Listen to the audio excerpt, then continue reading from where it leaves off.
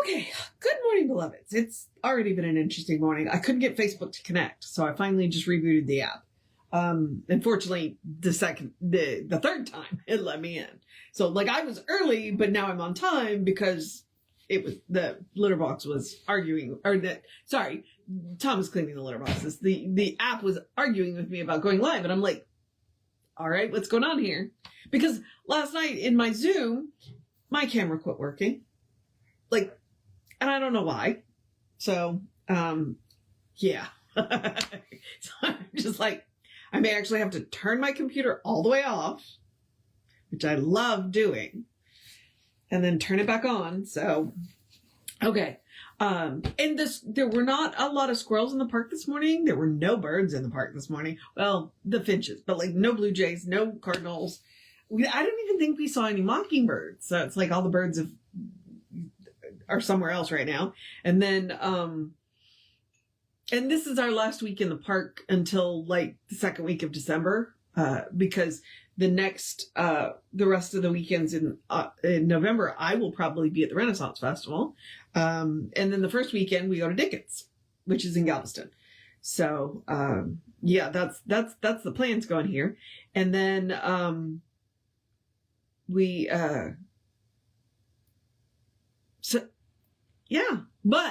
there was a gorgeous sunrise this morning. So I probably have more pictures of the sunrise than I do of squirrels. Okay. We are doing your spiritual power. Let's do the housekeeping first, and then we'll get on to that. My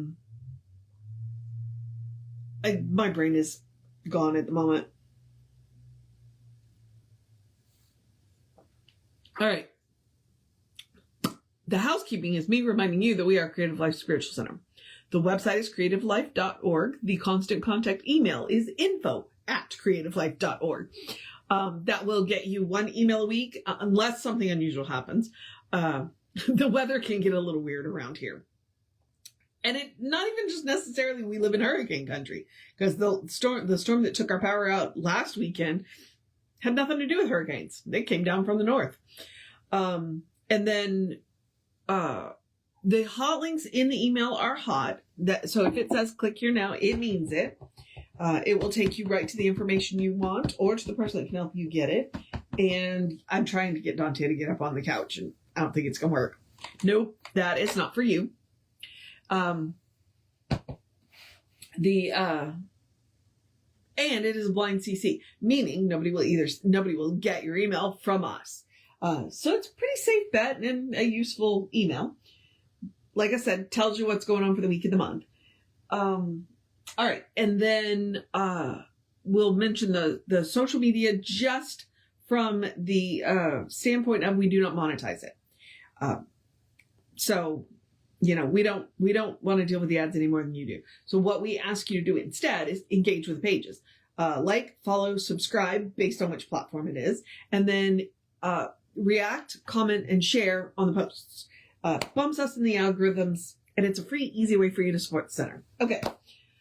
All it costs you is a click. All right. Yes. So, Your Spiritual Power is an inspirational collection of Ernest Holmes' works. Basically, it's some stuff that has been published that may not be available anywhere else.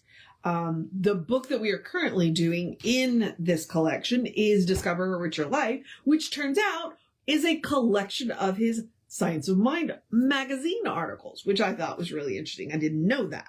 I didn't know that, some of the books that they have out are transcriptions of his talks, because he's an amazing speaker. And if you go by, that's why we don't necessarily encourage people to start with the textbook, because you can tell that was a labor. It's good, and it's got a lot of good information in it, but it's kind of dry reading. However, if you've never read anything by Ernest Holmes, this thing called You is pretty much on every minister's top 5 of Ernest Holmes books. So maybe even top 5 of their, just books in general. Although, please, if you love books as much as I love books, don't ask me to pick a favorite. Just don't. I can't. So we are in Discover a Richer Life, we are doing practical prayer. And this is the last article in part 2, which is practical prayer. And then we'll move on into discover your place in life. Okay. But the last section in practical prayer is the way prayer works. So that makes sense, right? Let's do all of this. Okay. Highlighter, book, light, glasses. I think we've got everything. Cat, but he's currently licking himself, so hopefully he won't distract me too much, but we'll see. Okay. The way prayer works, as you believe it works. What do we mean when we say there is a principle of scientific prayer? What enables a prayer to be answered is the affirmative acceptance that it is already answered, which is a very simple answer to a complex question. And then it opens up to a whole bunch of other questions. Okay, so what do we mean when we say that there is a principle of scientific prayer? What enables a prayer to be answered is the affirmative acceptance that it is already answered. This is not a bit different from what Jesus taught. We are gradually outgrowing our stupidity and gradually catching up to the magnificence and brilliance of the greatest mind that ever graced this planet, that shot like a meteor across it in a few brief years and left behind a trail which all the world seeks to follow. He said, I and my Father are one. What things soever ye desire, when ye pray, believe that ye receive them, and ye shall have them. How could it be otherwise? If the universe is a spiritual system governed by intelligence and the law of mind in action, then it follows that you and I cannot get outside the universe in which we live. We must obey its laws through understanding it, or in ignorance disobey it. This is why Emerson said, there is no sin but ignorance, and no salvation but enlightenment. And he was right. And Ernest said that, not me. I have a contentious relationship with Emerson. When I first was exposed to Emerson, I was not a fan. Jesse loves Emerson, and I was not a fan. I have come to appreciate Emerson. I don't know that I will ever be a fan of Emerson, but I've come to appreciate Emerson. So, and clearly Ernest does, because he said, and he was right. Okay? The prayer that accepts its answer complies with the law of the universe. Why? Because that is the way the universe is organized, and that is its nature. It could not be otherwise and remain self-existent. We are dealing with a natural, spontaneous power that all we can say of it is, it is. All we can say of its operation is, this is the way it works. And all we can do with it is cooperate with its laws, and then its power and energy are available. There is an ancient saying, nature obeys us as we first obey it. Every scientist knows that they must adhere to the law governing the principles they utilize, or nothing will happen. And there's a reason why there's an ancient saying that says nature obeys us when we obey nature. Because we can do wonderful things with electricity and we can do terrible things with electricity. But to use electricity, we have to obey the laws of electricity. And it's the same thing with everything. Like, the reason that we can fly is because we obey the laws of gravity and yet transcend them with the law of aerodynamics. We have to obey nature. Now, there are things that seem to defy nature, because both honeybees and dragonflies, science still hasn't figured out how they work, how they fly. And yet they do. So, the more we understand nature, the better we do. But there's still some things that are holding out on us. Okay. so happens, and it is so demonstrated, that this principle of prayer works.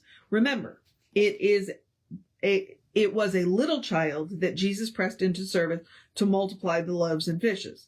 Of the great and wise there were, all said it could not be done. But Jesus knew the principle with which he worked, his God, and in all the vast throng, he had to turn to a little boy to help him, one who did not know it could not be done. To know that prayer works definitely and specifically is to realize that its creative power is within us. The power we do not create. If you, no, wait, okay, hang on. Let me see. Let me figure this out here. Okay, let's see. I'm going to start back over with that first sentence. To know that prayer works definitely and specifically is to realize that its creative power is within us. The power we do not create. If you and I had to create energy, where would we find the energy with which to create energy? 'Tis thou, God, who giveth. 'Tis I who receive. Every scientist knows that they are a beneficiary of the divine fact, and that is the way it is. We must accept, and not because God would be angry with us if we do not. Okay. To believe is the prime requisite. Okay, to believe is the prime requisite. Oh, Dante, you are not helping today. You are definitely, he's very cuddly right now, but like, it's very, okay. To believe is the prime requisite. It is done unto you as you believe is a simple explanation of effective prayer as stated by Jesus. He spoke both from a consciousness of God within him and as a child of God.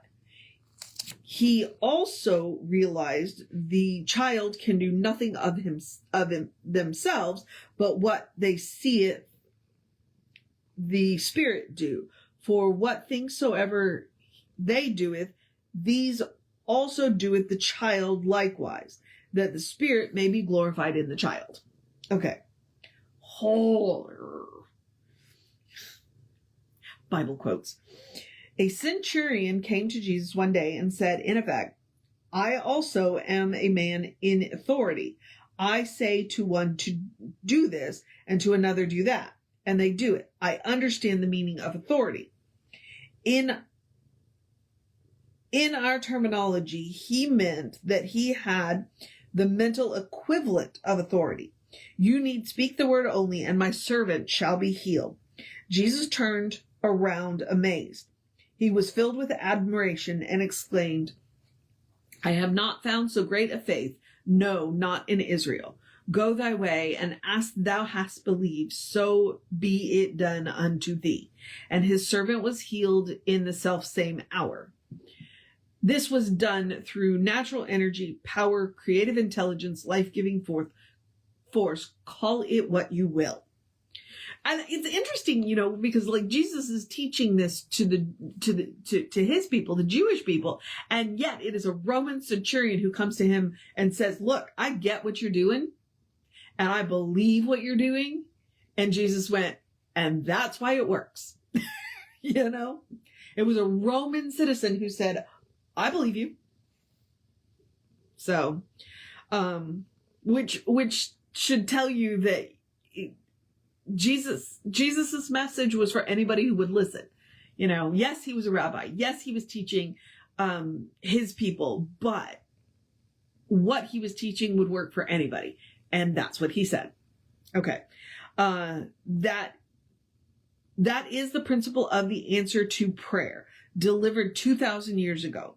We are gradually catching up. But until recently, with very few exceptions, the people who discovered it thought God had patted them on the back and said, here is the whole works. Anyone who denies your authority blasphemes.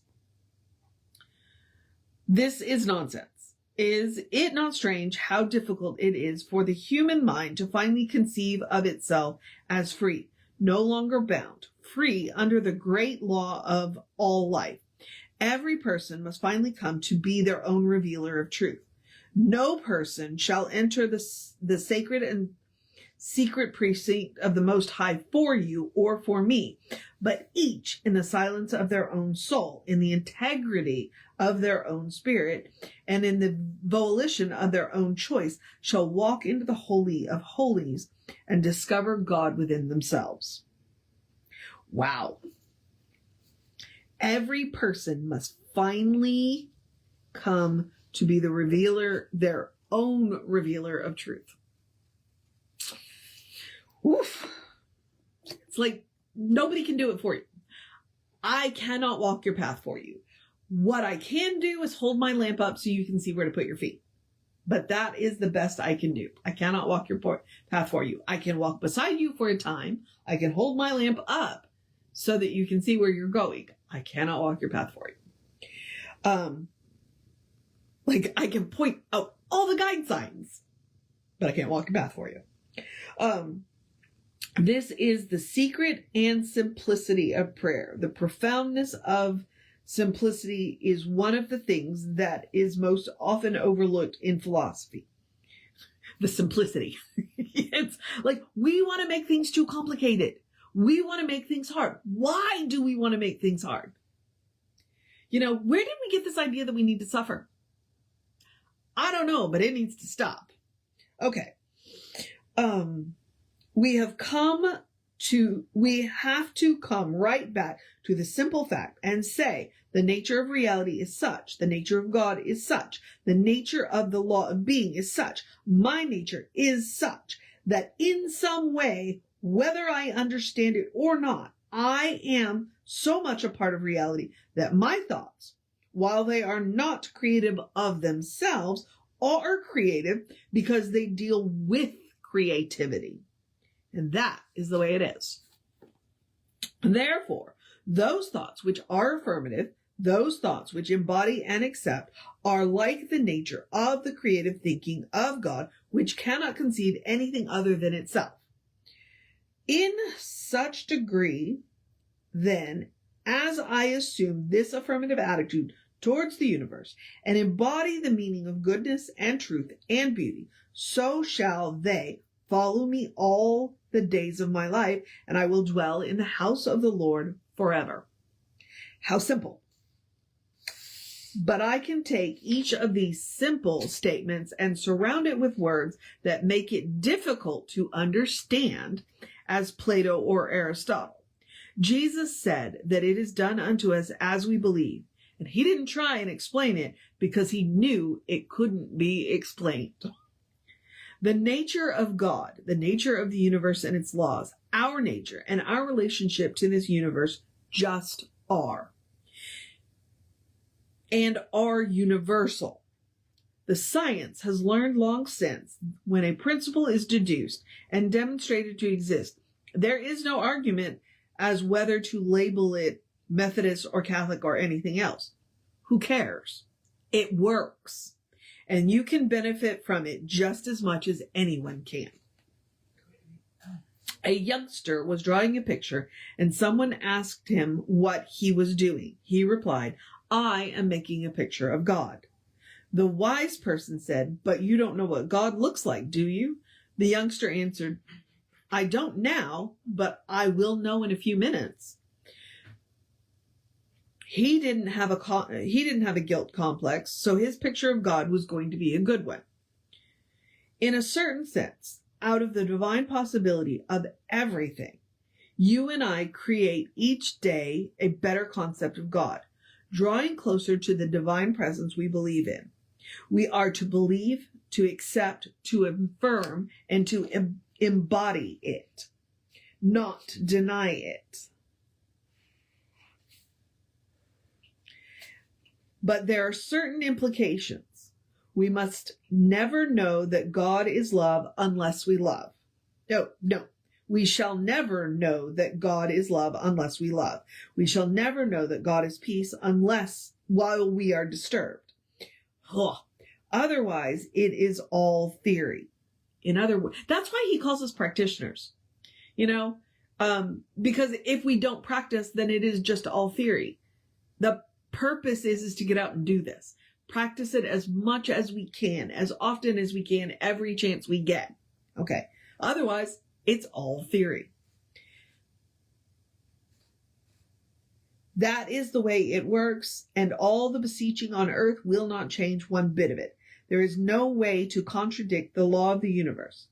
Peace begets peace, love begets love, tranquility gives birth to tranquility, opulent supply, and everything that is the answer to human need is not in a thin dime, but in a concept of abundance that flows evermore. Because the universe is one of law and order, there is an exact, mathematical, mechanical, irresistible, irrevocable, and immutable reaction to our thoughts. It is done unto you and unto me and to all exactly as we believe, which is the good news and the bad news, right? Individually and collectively, let those of us who espouse the cause of a new spiritual freedom enjoy to drink from the waters of increased knowledge, and in gladness distribute the good we have to the four winds of heaven.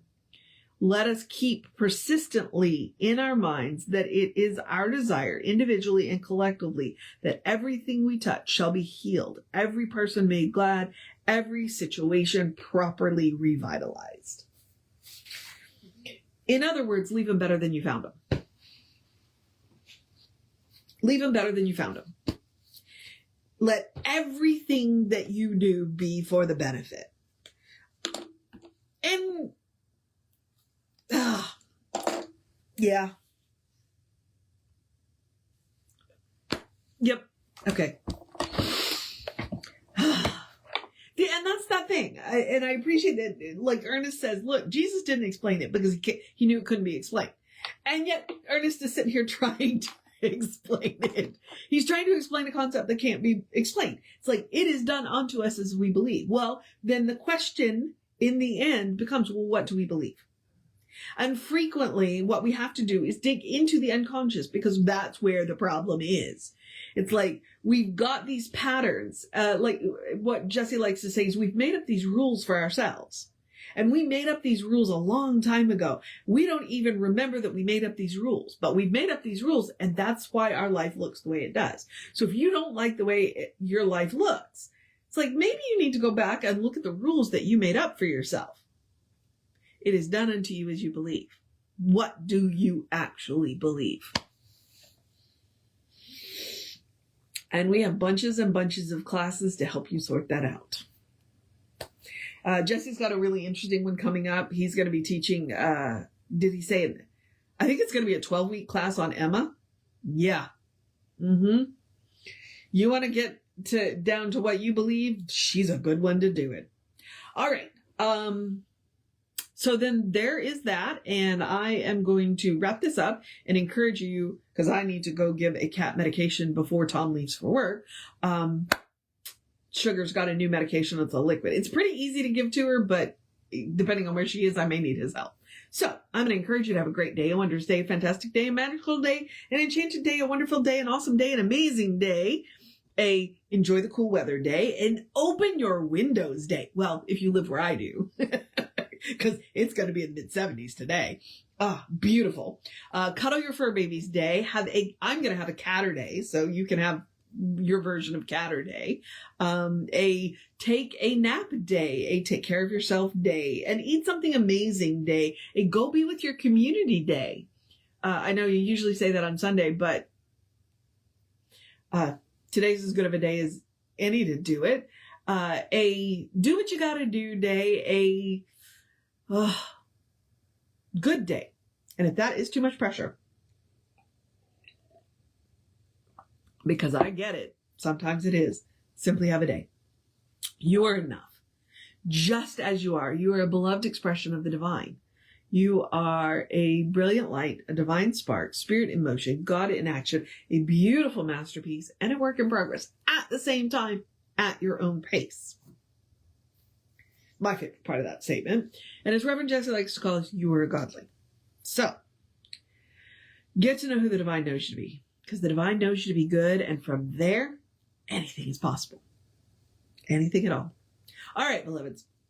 So Reverend David should be on around 5 p.m. with you. I will be back with you. I should get to go to the gym tomorrow, so I should be back with you around 8:45 tomorrow. Take care of yourself. Know that you are loved, and I will see you next time.